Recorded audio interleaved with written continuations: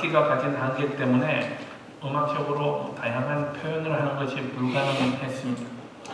왜냐하면 이게 소리를 내는 방식이 하프 있잖아요. 이렇게 통통 뜯는 악기, 큰 악기 이렇게 하프와 같았단 말이죠.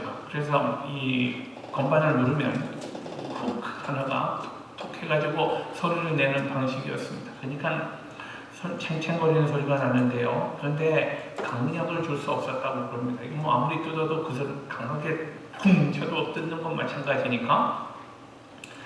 그래서 하프시크로트를 위한 음악은 대체로 단조로울 수밖에 없었다고 합니다. 그런데 이 바톨로미오 크리스토퍼리라고 하는 이 사람이 이렇게 뜯던 방식을 바꿔가지고 여러분 그 조그만 망치요, 나무 망치를 만들어서 그걸로 콩콩 줄을 치게 만들었습니다.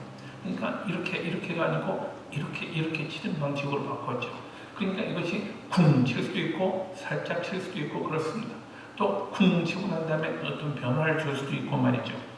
이렇게 해서 피아노라는 악기가 음악적으로 표현할 수 있는 범위가 비약적으로 확대됩니다. 그런 이유로 이 다양한 표현을 이용한 그런 그 위대한 작곡가들이 피아니스트들이 나오게 되고요. 라흐마니노프라든지 혹은 슈만, 또 브람스, 리스트 이런 사람들요. 우리 또 잘 아는 쇼팽 같은 이런 사람들이요. 이런 작곡가들의 작품들이 나올 수 있게 되었죠. 그래서 그 이후로 피아노 곡이 굉장히 비약적으로 발전하고 폭과 깊이가 더해지는 그런 변화를 가져오게 되었다라는 이야기를 들었습니다. 이곳과 이곳의 차이가 그렇게 만들었단 말입니다. 얼마나 큰 차이인가요? 제가 오늘 피아노 이야기를 하는 이유는요, 이렇게 작은 발상의 변화, 발상의 전환이 가져오는 엄청난 변화에 우리가 관심을 기울이자라는 의도에서 말씀드렸습니다. 우린 남에게 주는 것보다 받는 것을 다 좋아하는 사람들입니다. 또 조금 주고 많이 받는 것을 좋아하는 사람들입니다. 그러나 주께서는 남에게 대접을 받고자 하는 대로 남을 대접하라 라고 제자들에게 담담하게 말씀하십니다. 그리고 이 말씀이 우리의 성도들과 기독교 사회 윤리에 끼친 영향으로 말하자면 아마도 피아노를 만들어낸 사건은 비교할 수 없을 정도로 훨씬 더 큰 영향이 있지 않았나 싶습니다. 우리는 오늘 본문 말씀을 소위 황금률이라는 또 골든 룰이라는 말로 그렇게 표현을 합니다. 무슨 종교를 믿든지 간에 수많은 사람들이 예수님의 이 말씀을요, 사회 윤리의 최고봉이라고 말하기도 하고요. 또는 모든 윤리와 교훈의 에베레스트다. 에베레스트 산 같은 그런 우뚝 선 그런 존재라고 그렇게 표현을 합니다. 칭송에 맞지 않는다 말이죠. 근데 예수님 이전에도 이와 비슷한 내용의 교훈은 얼마든지 있어 왔습니다. 공자 선생도 그렇게 얘기했고요. 석가도 그렇게 말합니다. 히랍의 철학자들도 이와 비슷한 가르침을 베풀었습니다. 유대교의 유명한 랍비였던 힐렐이라는 사람은요, 자기 제자들에게 너희들이 싫어하는 일은 남들에게도 행하지 말아라 라고 그렇게 가르쳤다고 합니다. 그런데 이 모든 가르침과 예수님의 교훈이 뭐가 다른지 아십니까? 다른 사람들은요, 한결같이 이렇게 말합니다. 네가 싫다면 남에게도 하지 말아라 라고 말하는 겁니다. 네가 싫은 것 남에게 하지 말아라 라고요. 그런데 주께서는요, 이런 부정적인 명령을 긍정문으로 바꾸셨고요. 그랬기 때문에 교훈의 내용이요, 우리가 측량할 수 없는 규모로 확대 증폭되었습니다. 예수님의 말씀을 다시 보십시다. 그러므로 무엇이든지 남에게 대접을 받고자 하는 대로 너희도 남을 대접하라. 이것이 율법이요 선지자니라. 이 말씀은 우리가 무엇인가 내가 싫기 때문에 하지 않는 그런 정도가 아니라 더 나아가서 적극적으로 사랑하고 섬기는 삶에 대해서 도전하는 내용입니다. 그리고 이 도전으로요, 모든 기독교인들의 삶의 지평이 비약적으로 확대되어져 갔다는 말씀입니다. 이것이 율법이요 선지자니라 라고 주님께서 마지막으로 한 번 더 도장을 찍듯이 말씀하십니다. 율법이란 모세오경의 율법책에 쓰인 모든 하나님의 명령을 요약한 것이라 라는 의미고요. 선지자라는 말씀은 우리 5권의 대선지서, 12권의 소선지서에 나타난 모든 하나님의 말씀을 요약한 것이다 라는 이런 의미입니다. 하나님의 명령과 하나님의 말씀이 모조리 집약된 것이요. 예. 그러므로 성도들이 세상을 살아가면서 경험하게 되는 일체의 대인관계에 있어서 하나님의 자녀라면 어떻게 인생을 살아야 하는가라는 하나님의 뜻을 요약한 말씀이라 생각할 수 있습니다. 여러분, 저는요, 제가 살면서 이제 길지 않은 목회 인생입니다만은 살면서 언제나 제가 도전을 받는 것은요, 기독교인들의 이기심, 제 자신을 포함해서 저도 물론 다른 사람 아닙니다만은 우리가 예수를 믿노라 하면서 얼마나 극단적으로 이기적인가 하는 사실에 대해서 저는 깜짝 놀래고 또 가슴 아프게 생각을 합니다.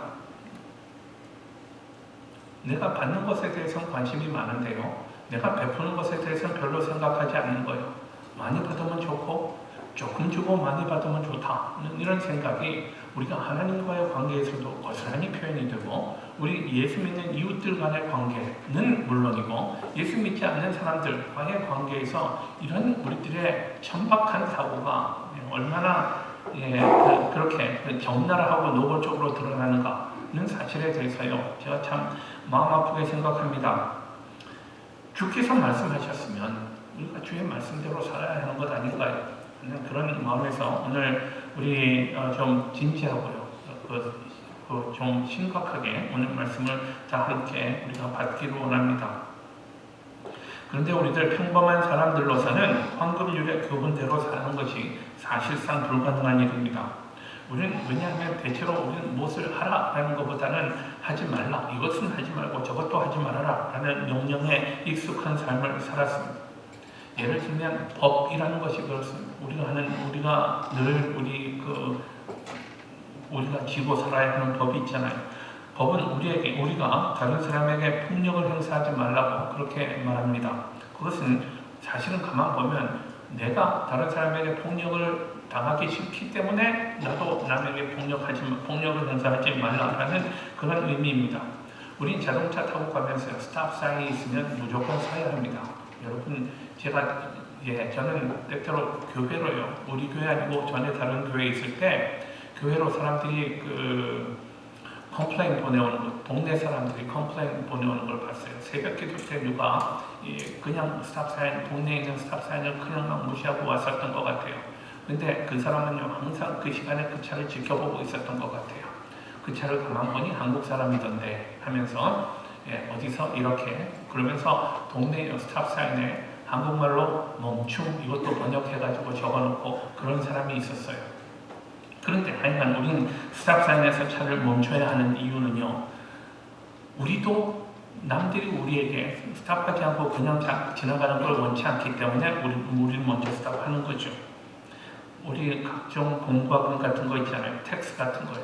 법을 지키는 것. 모두가 우리가 그렇게 하지 않으면 우리에게 불편이 있기 때문에 우리는 그렇게 합니다. 우리와 생각이 다른 사람들을 향해서 편견을 가져서는 안 된다고 그렇게 말합니다. 또 그런 이유로 그들을 소외시켜서는 안 된다고도 생각을 합니다. 그렇게 하는 이유가 뭡니까? 남들이 나에 대해서 편견을 갖는 건 내가 싫어하고요, 내가 남들로부터 소외되는 것이 싫기 때문에 우리는 그렇게 해야 한다고 그렇게 살아가는 거죠. 그런 위험을 막기 위해서 그렇게 하는 것입니다. 그러니까 제가 이제껏 말씀드린 그 요점을 아시겠습니까? 우리가 하는 모든 도덕적인 행위들이요, 이 모범적인 행위의 동기에는 이것이 나에게 이익이 되니까, 나는 그런 불이익을 당하지 않기 원하니까, 그러니까 우리는 하는 것입니다. 우리가 내리는 모든 가치 판단의 시작에 내가 있단 말입니다. 내가 중요하고 내가 먼저여야 합니다. 그러나 여러분, 이런 사람은 하지 말아야 하는 일은 안 할 수 있을지언정 우리 주님의 명령대로 살기는 곤란합니다. 왜냐하면 주님은 그거보다 훨씬 더 포괄적이고 적극적으로 살라고 명령하시기 때문입니다. 그렇게 살기 위해서 주께서는 이제 크리스천들에게 우리 윤리의 패러다임, 우리 윤리의 어떤 근본 원리를 바꿀 것을 주님께서는 명령하십니다. 이제는 내가 아니라 주의 관점으로 바라볼 것을 말씀하시는 것입니다. 여러분, 제가 아까도 그리스도인들의 그 이기적인 삶에 대해서 가슴 아프게 생각하는 그런 말씀을 드렸습니다만은, 여러분, 우리 구원받으면 그만인가요? 옛날 구원파 사람들이 있었잖아요. 세월호의 그 사람들, 구원파 사람들. 그 사람들의 제일 심각한 문제가 뭐였냐면요. 일단 구원받은 사람의 구원은요. 우리 자신을 놓치지 않는다는 거예요. 하나님이 우리를 꽉 붙잡아 주셨으니까 우리는 구원을 놓치지 않아요. 그러니까 그 다음에 우리 삶이 어떻게 되든 하나님은 우리를 구원하신다는 거예요. 극단적으로 얘기하면 우리가 아무리 우리가 구원받고 난 다음에요. 타락하고 우리가 아무리 못된 짓을 일삼아도 우리 구원을 놓치지 않는다는 게 그 사람들 이야기예요. 그런데 그리스도 그런가요? 과연 그렇습니까? 저는요. 그런 생각으로 살아가는 사람의 신앙 고백이 과연 옳은지 잘 모르겠어요. 내가 진지하게 신앙을 고백했다면 예수님 말씀대로 살려고 애쓰는 거 아닌가요? 예수님은요, 우리 성경 우리에게 우리의 인격과 성품이 그리스도를 닮아가라고 그리스도의 장성한 분량에까지 이르라고 우리에게 명령하고 있습니다. 예수님 같은 그런 인격을 가지고 살아야겠다고 하는 그런 내 마음속에 욕심이 생기지 않는다면 이상한 거죠. 왜냐하면 성령이 그런 디자이어를 우리 안에 주시기 때문에 그렇습니다. 성령이 그렇게 살라고 자꾸 우리에게 도전하시는데 성령의 그런 도전에 내가 가볍게 성령의 도전을 무시하고 내 마음대로 살아갈 수 있다면 과연 성령이 내주하는 인생인가?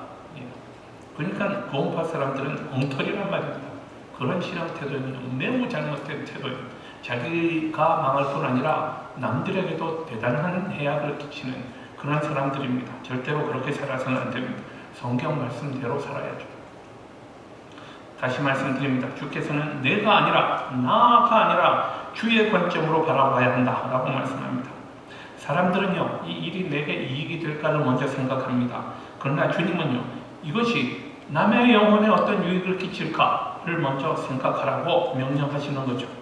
나에게 도움이 되고 나에게 유익한 일이 있다면 그것을 먼저 이웃에게 실천해보라고 주님께서 말씀하십니다. 그를 위해 먼저 섬겨보라 라고 말씀하시는 거죠. 이것이 하나님의 자녀된 삶입니다. 신앙을 가진 사람은 안 믿는 사람과 달라야 한다고 우리는 인정합니다.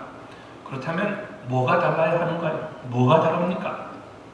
특별히 이런 차별성이 대인관계라든지 윤리적인 삶에서는 어떻게 표현이 됩니까? 우리 믿는 사람들은 이웃들을 바라볼 때에 그를 비판과 정죄의 대상으로 보지 않습니다. 믿는 사람들은요, 누구 보면 흠잡을 거 왜 없습니까? 만은요, 흠잡을 것만 보는 것이 아니라 말이죠. 우리는 비판과 정죄의 대상으로 보지 않고요.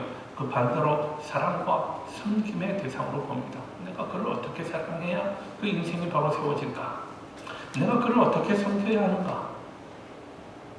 그러므로 그를 대접하려고, 잘 대접하려고 애를 쓴다 하는 점이 겉으로 나타나는 가장 큰 차이가 아니겠는가 생각합니다. 예수 믿는 사람과 안 믿는 사람은요, 표정이 다르죠. 그렇지 않습니까? 언어가 다릅니다. 예수 믿는 사람과 안 믿는 사람은요. 미술을 배울 때에 가장 먼저 하는 일이요, 선을 그리는 일이라고 그래요. 제가 한때 미술 좀 잘해보고 싶은 마음이 있어가지고 좀 배우려고 그랬었어요. 근데 맨 처음에 하는 일이 선을 그리는 일입니다. 선을 쭉 곧게 그리는 일이요. 이게 결국 이거 못해서 좀 그만두고 말았죠. 이렇게 선을 잘 그어야 되는데, 그러니 선을 곧게 그릴 수 있는 능력이 기본기란 말이죠. 그림을 그리는 사람의 기본기입니다. 그런데 사람들이 그리는 선이 다 곧지는 않죠. 뭐 자기가 고집할 수는 있어요. 이게 이만큼이면 됐지라고 이야기할 수는 있어요. 그러나 그건 자기 얘기고, 선이 곧은지 곧지 않은지는 살을 대보면 압니다. 자, 마찬가지로 사람마다요, 자기의 선한 행위를 여러 가지로 자기 입장에서 주장할 수 있습니다. 내가 얼마나 선한가에 대해서 이렇게 저렇게 얘기들 많이 합니다만은, 얼마나 선한가는요, 자를 대보면 금방 아는 일입니다. 예수 믿는 사람의 자가 뭡니까? 말씀이죠. 성경 말씀. 하나님의 말씀이 우리 삶의 절대적인 표준입니다. 그러니 꼭 기억하십시오. 내 생각이 어떤가가 중요한 것이 아니라 하나님의 말씀은 뭐라고 말하는가, 성경은 뭐라고 말하는가, 이것이 중요합니다. 사랑하라, 섬기라, 잘 대접하라 라는 것이 성경적인 가르침인데요. 그런 가르침을 받는 우리 삶은 어떤가를 좀 정직하게 성찰할 수 있기를 원합니다. 마틴 로이드 존스라고 하는 목사님이 있습니다. 그분이 하는 말인데요. 하나님의 법은 우리가 그 법을 칭송하라고 주어진 것이 아니라 우리가 실천하도록 주어진 것이다. 우리 주님이 산상설교를 통해서 의도하신 것은 우리가 이 말씀의 의미가 무엇인가를 공부하고 활발하게 디스커션하라는 것이 아니라 우리가 말씀대로 살라고, 주께서 주신 말씀대로 살라고 도전하는 것이다 라고 말했습니다. 예, 우리가 공부하는 것은요, 그 말씀대로 잘 살기 위해서 공부하는 거죠. 그러면 어떻게 주의 말씀을 실천하며 살 수 있겠는가? 이게 우리의 문제입니다. 우리 능력으로는 불가능한 일이기 때문에 그렇습니다. 우리 능력은 도저히 안 되는 일입니다. 그래서 주께서는요, 이렇게 고민하는 사람들을 향해서 말씀하십니다. 마태복음 19장 말씀입니다. 사람으로서는 할 수 없으나 하나님으로서는 다 하실 수 있느니라 라고 주께서 말씀하십니다. 우리가 예수님을 구주와 주님으로 고백하는 순간 주께서는 우리를 새로운 피조물로 만들어 주셨습니다. 그리고 주께서는 우리 안에 내주하시면서 주의 말씀과 능력을 우리에게 공급하십니다.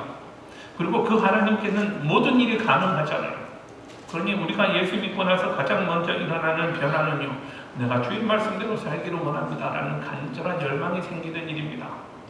주께서 기뻐하시는 일이 무엇입니까? 주께서 나를 부르신 이유가 뭡니까? 내가 어떻게 살아야 주님을 기쁘시게 할 수 있겠습니까? 우리가 주를 진지하게 만났다면 이런 욕심을 품게 되는 것이고요. 이런 욕심을 가진 사람들의 삶은 달라집니다. 어떻게 사람이 태어나자마자 막 걷고 뛸 수는 없잖아요. 맨 처음에 태어나면 엉금엉금 기는 일부터 시작합니다. 예수 믿고 나서의 우리 인격의 변화도 그래요. 맨 처음에는 남들이 보기에 아직 부족할 수 있어요. 그런데 자꾸 세월이 지나면서 우리가 이런 엉금엉금 기던 사람이요, 일어나 걷고요, 일어나 걷던 사람이 뜁니다. 언젠가 보면요, 뛰는 정도가 아니고 날아다니는 사람도 있을 수 있을 것입니다. 이렇게 우리 안에 자꾸 변화가 생겨나고 우리가 자라가는 것이요, 이게 크리스천 라이프 아니겠습니까? 사도 바울은 로마서 12장에서 이렇게 말합니다. 형제들아, 내가 하나님의 모든 자비하심으로 너희를 권하노니 너희 몸을 하나님이 기뻐하시는 거룩한 산제물로 드리라. 이는 너희가 드릴 영적 예배니라. 우리가 이런 거룩한 산제물로 하나님 앞에 바쳐지는 예배를 드리기 위해서 우리가 해야 할 일은요, 너희는 이 세대를 본받지 말라 라고 말씀합니다. 이 말씀의 무게가 얼마나 큰지 모르겠어요. 이 세대를 본받지 말라고요. 그리고 오직 마음을 새롭게 함으로, 보십시오, 변화를 받아 하나님의 선하시고 기뻐하시고 온전하신 뜻이 무엇인지 분별하도록 하라. 하나님의 뜻을 분별하고요, 하나님의 뜻대로 살아가기를 애쓰는 인생을 살라는 말입니다. 사람의 능력으로라면 우리가 어떻게 이 말씀대로 살겠습니까? 그러나 우리 안에 내주하시는 성령께서 우리가 세상과 구별된 인생을 살라고, 세상과는 달라야 한다고, 안 믿는 사람들과는 분명히 달라야 한다고 끊임없이 우리 안에 도전을 주신단 말입니다. 하나님 앞에 신령한 예배를 드려야 한다고, 너는 거룩한 인생을 살아야 한다고, 온 세상 사람들이 너를 조롱하고 욕한다 할지라도 너는 창조주 하나님을 섬기는 인생을 살아야 한다고 성령은 그렇게 우리에게 도전합니다. 이것은 우리가 아니라, 나의 능력으로가 아니라 주의 능력으로, 주의 은혜로 하나님의 뜻을 분별할 수 있도록 살게 하시기 때문에 그렇다는 말입니다. 성령이 그렇게 하시는 줄 믿습니다. 구체적으로 그러면 이웃을 대하는 우리의 태도는 어떻게 달라야 하는가 말이죠. 우리는 이웃을 사랑의 눈으로 바라보는가요? 우리 주의 긍휼로 바라보십니까? 아니면 돋보기로 남의 잘못을 들추어내고 있지는 않으신가요? 저는 늦게 군대 갔어요. 제가 학교 다 마치고 늦은 나이에 다들 가면 내가 이 늙은 나이에 군대 훈련을 잘 감당할 수 있을 것인가 다들 염려하면서 저를 보냈습니다. 군대 가서 보니까 저만큼 나이 든 사람들도 많이 있었어요.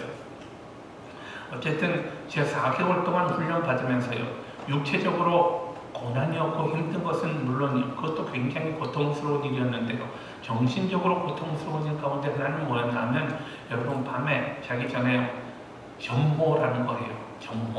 점호는 뭐냐면 사람들이 군대 사람들이 다 그 자리에 있는 거라고 보는 거죠. 누가 빠져나갔을 수도 있잖아요. 그러니까 사람들이 다 그 자리에 있는지 보는 거고요. 병영 생활을 질서 있게 잘하는가를 보는 겁니다. 그러니까 뭐 숙소를 깨끗하게 잘 관리하는 것도 대단히 중요한 일이잖아요. 점호하면 하러 들어온 사람들마다 쓱 보고 지나가는 사람이 있는가 하면요, 손가락을 꺼내가지고 이렇게 먼지를 묻혀보는 사람이 있습니다.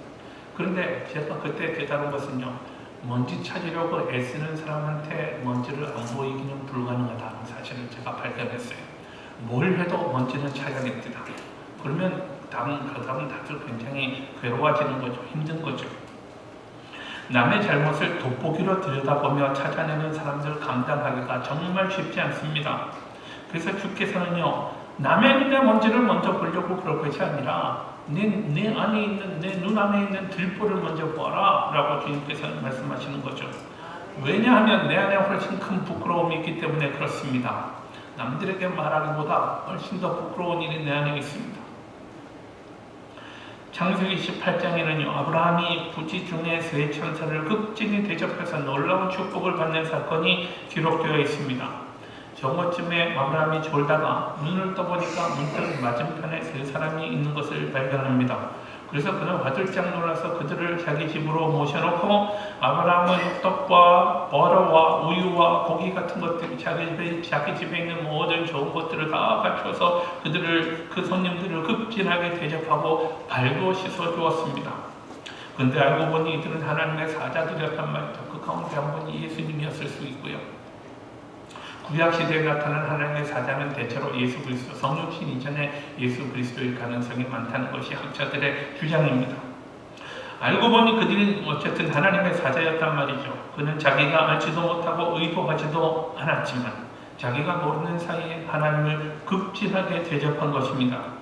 아브라함의 경우를 보면 이웃을 어떻게 대접해야 하는가 하는 주님의 의도를 우리가 알 수 있으리라 생각을 합니다. 다시 말씀드립니다만은 안타깝게도 우리의 현실은 그와 정반대입니다. 우리는 대체로 끼리끼리입니다.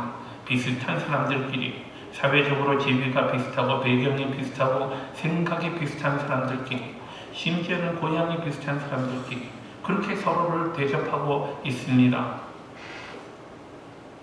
교회 안에도 그렇죠. 교회 안에도 어느 교회든 가면 그런 그룹들이 여기저기 생겨나게 마련입니다.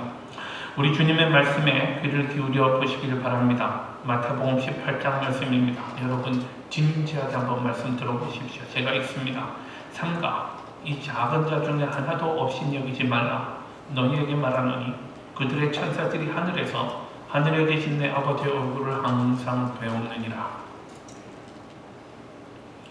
상가라는 말은요, 조심하라는 말입니다. 우리 가운데 작은 자라고 함부로 대하지 말라고요. 왜요? 그들의 천사들이 하늘에서 하나님을 항상 배움낸다고요. 그들의 천사들이 하나님 앞에 컴플레인 할 겁니다. 누가 나를 없이 여겼어요. 날 모욕했어요. 그러니 하나님 앞에 우리가 이런 일들을 행하고 여러분 하나님 앞에 설 수 있겠습니까? 고개를 들고 설 수 있을까요? 가는 말이 고와야 오는 말이 곱다는 우리말이 있습니다. 좋은 말을 듣고 싶으면 먼저 좋은 말을 하라 라는 뜻으로 우리는 이해합니다. 그래서 많은 사람들이 오늘 말씀도 그런 정도의 맥락에서요, 남을 대접하고 싶으면 먼저 대접하라, 먼저 대접하면 남도 우리를 대접할 것이다 라는 말씀으로 오해하기 쉽습니다만은, 그러나 주께서 말씀하신 의도는 좋은 대접을 받기 위해 남을 대접하라는 뜻이 아니라 내가 대접받고 싶어하는 그런 대접을 남에게 하라라는 의미입니다. 아시겠습니까? 내가 받기 위해서가 아니고요, 내가 받기 원하는 그것을 남에게 하라라는 의미입니다. 우리가 먼저 사랑으로 대응하면 그런 사랑이 인간관계의 원리가 된다는 의미입니다. 사랑으로 대한다는 것은요, 그의 유익을 추구하는 태도를 말합니다. 이것이 주님이 보셨던 관점입니다. 우리가 먼저 대접하고 먼저 섬기고 먼저 낮아지면 이 일을 통해서 사랑의 원리가 관철되는 세상을 만들어가게 될 것입니다. 지금 우리가 사는 세상은 그것과 너무나 거리가 먼 세상입니다. 교회 안에서도 이런 원리가 도무지 적용되지 않고 실천되지 않습니다. 그러나 시작이 있어야 하지 않습니까? 누군가가 그렇게 시작해야 하지 않겠습니까? 오늘 주께서 우리에게 간절한 마음을 주셔서 새로운 변화가 일어나는 그런 복이 있기를 원합니다. 우리 한 사람 한 사람에게 주님께서 새로운 열심과 그런 열정을 주시길 원합니다. 주께서 남을 대접하라 라고 하신 말씀을요, 현실적으로 적용하자면 이렇습니다. 먼저 이웃은 섬김의 대상이 되어야 할 존재이지 나의 이기적인 목적을 이루기 위한 수단이 되어서는 안 된다는 말입니다. 두 번째는요, 이웃은요, 조건 없는 사랑의 대상이어야 한다라는 사실을 또 우리가 알아야 합니다. 마태복음 5장의 말씀이요, 주님이 주신 경고의 말씀 보십시오. 너희가 너희를 사랑하는 자를 사랑하면 무슨 상이 있으리요? 세리도 이같이 아니하느냐? 라고 가까운 사람끼리만 사랑한다면 이건요, 예수 안 믿는 사람이요, 천하의 나쁜 인간들도 그렇게 합니다. 천하의 나쁜 조폭들이요, 드럭 딜러들, 그 사람들도 자기들끼리는 진한 동료애를 가지고 있습니다. 자기끼리 그렇게 사랑하는 것에 무슨 이익이 있겠습니까? 또 너희가 너희 형제에게만 무난하면 남보다 더하는 것이 무엇이냐? 이방인들도 이같이 아니하느냐라고요. 근데 가까운 사람, 내 뜻이 맞는 사람하고만 그렇게 하는 것 옳지 않다라는 주의 경고의 말씀을 우리가 들으십시다. 이웃은 조건 없는 사랑의 대상이 되어야 합니다. 이 사람이 이렇게 하니까 우리가 사랑하고 저 사람은 우리에게 이렇게 되니까 우리가 그를 사랑한다가 아니라 그럼에도 불구하고 사랑하는 존재가 되어야 한다면 이상한 존재지만요, 그러나 내가 사랑한다고 합니다. 저 사람은 평생 가야 내가 손해만 볼 사람이지만 그래도 내가 사랑한다, 그런 사랑이어야 한다는 것이 주의 의도입니다. 사람들은 언제나 자기를 중심에 두고 사고하게 마련입니다. 그래서 자기는 채무자가 아니라 채권자라고 그렇게 생각합니다.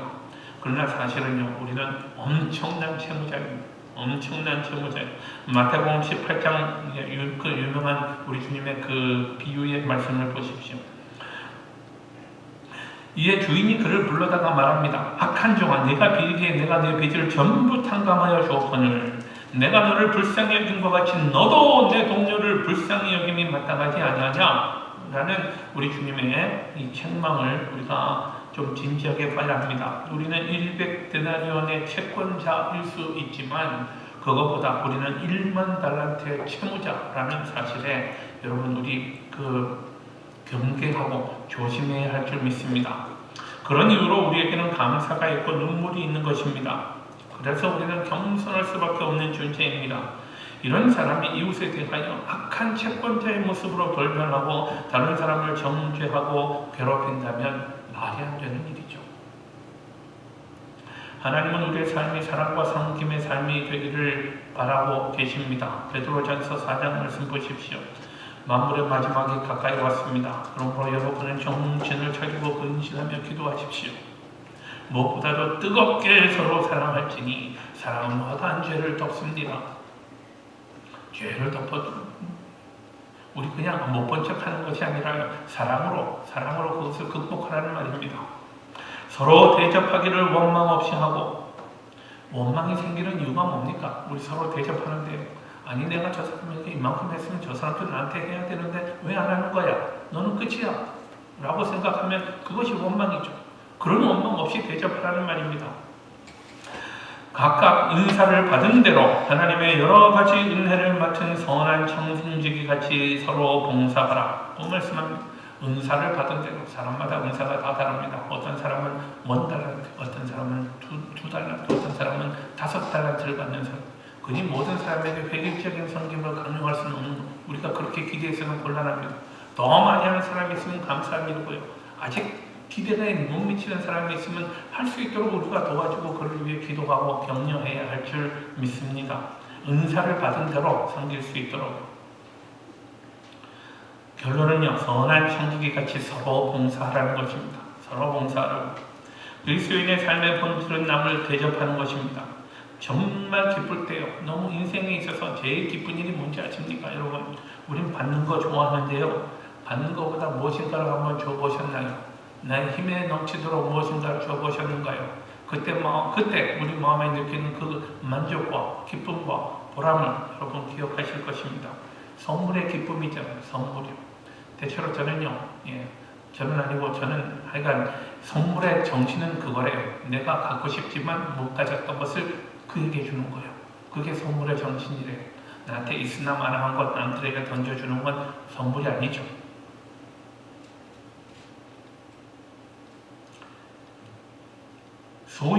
소유가 우리에게 순간적인 행복을 가져다 줄 수 있지만, 그러나 궁극적인 행복은 나눠줄 때 느끼는 것입니다.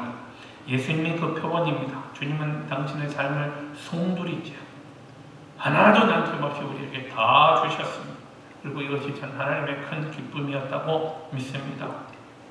그런 의미에서 진정한 의미의 대접은요, 화려한 돈 뻑적 지긋한 그런 대접이라기보다는 적더라도 극진한 정성 있는 대접이 중요한 줄 믿습니다.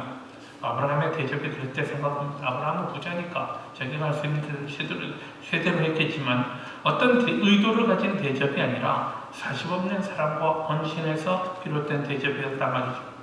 반대로 가장 나쁜 대접은요, 원망과 짜증을 동반한 대접, 억지로 하거나 무슨 목적을 가진 대접.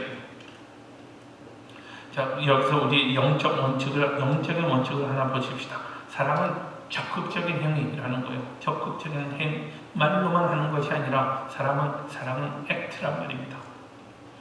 내 안에 있는 사랑의 정열과 헌신 때문에 조건 없이 내가 먼저 사랑의 행동을 취하는 것, 이것을 주께서는 말씀하십니다. 그런데 신기하게도 내가 대접하면요, 상대방도 나를 대접하더란 말이죠. 우리가 그것이 우리의 동기는 아닙니다만은, 그냥 이것이 사랑의 영적 원칙이 아니겠는가 생각을 합니다. 자, 우리가 하나님의 말씀대로 살기를 원한다고 외쳐대지만, 그것은 우리가 선언한다고 되는 일이 아니라 우리 마음에 하나님을 진정으로 사랑해야 가능한 일입니다. 예수께서 말씀하시잖아요. 마태복음 22장의 말씀입니다. 먼저 하나님을 사랑하라. 어떤 사람이 제일 중요한 계명이 뭐냐고 묻습니다. 그때 예수님은요, 내 마음을 다하고 목숨을 다하고 뜻을 다하여 주 너의 하나님을 사랑하라 하셨으니 이것이 크고 첫째 되는 계명이요, 둘째는 이건데 내 이웃을 내 자신같이 사랑하라고 하셨으니 이 두 계명이 온 율법과 선지자의 강령이니라. 이웃을 자기 몸과 같이 사랑할 수 있는 비결은 먼저 하나님을 마음과 뜻과 정성을 다해서 사랑하는 데 있습니다. 하나님을 진정으로 사랑하면 자연스럽게 이웃도 하나님의 관점에서 바라볼 수 있을 것입니다. 처음에는 자기 중심에 편견이 있는, 자기를 중심에 두고 하는 그런 편견이 있는 사랑을 하지만 나중에는 하나님의 심정으로 사랑하게 될 것입니다. 이 일을 감당할 수 있는 현실적인 방법은요, 먼저 다른 사람의 입장에 서보는 것입니다. 그것을 한자 사자성어로는요, 역지사지라고 합니다.